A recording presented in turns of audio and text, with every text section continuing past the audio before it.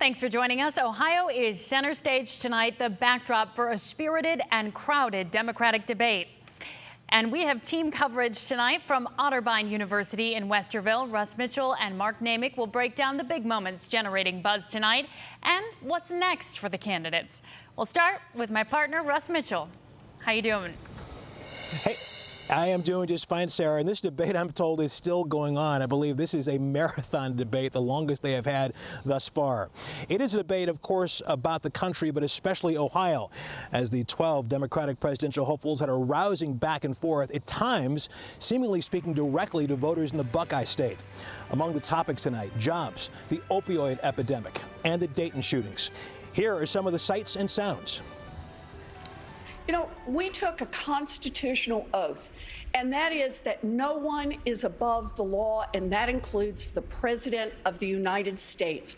Impeachment is the way that we establish that this man will not be permitted to break the law over and over without consequences. He doesn't want me to be the candidate.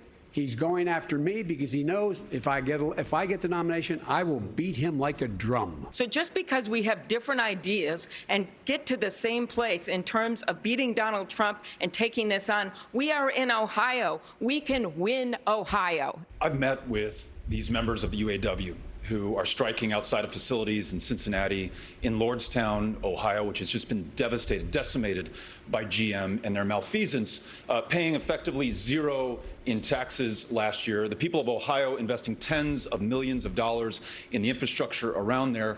What they want is a shot. And they want fairness in how we treat workers in this country, which they are not receiving today.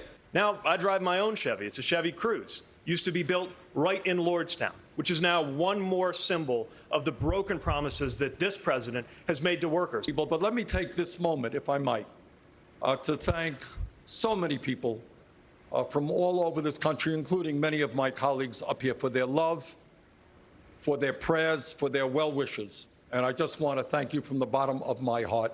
And I'm so happy to be back here with you this evening. You want to decriminalize the possession and use of small amounts of opioids, including heroin. How would that solve the crisis? That's exactly right. And we have to recognize this is a disease of capitalism run amok. There was a point when there were more opiate prescriptions in the state of Ohio than human beings in the state of Ohio. This is the sixth debate we have had in this presidential cycle, and not nearly one word, with all of these discussions about health care, on women's access to reproductive health care, which is under full-on attack in America today. A couple of quick observations for you in terms of which candidate was attacked the most by their fellow candidates. Elizabeth Warren, hands down. She has surged in the polls as of late, so that's not surprising. The other candidates went after her on issues like gun control and health care. On the other side of that, Joe Biden, the former vice president, who in past debates had been the subject of much of those attacks, was largely left alone tonight.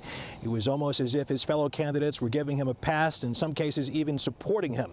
But there is still a long way to go, as we know.